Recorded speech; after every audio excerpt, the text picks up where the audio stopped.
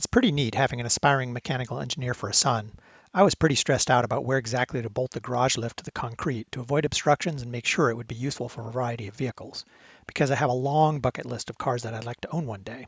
I was starting to draw it out on graph paper, and I even cut out cars to model everything out when he wandered into my office and asked if I was doing anything interesting. When I filled him in, he offered to create a 3D model in SolidWorks, the professional 3D modeling software he learned in college. This was so awesome and resulted in the lift getting installed in the perfect location. You can see the obstructions on our garage ceiling, and he modeled 3 cars from my wish list. My tiny Lotus Elise, which is a sort of golden orange color, the new Lotus Emira, which I have a deposit down on, that's in blue.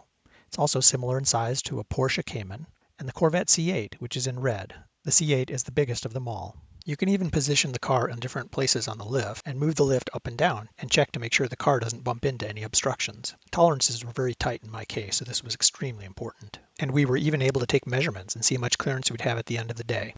Although it's a little jerky, SolidWorks also provides the ability to do these walkthroughs.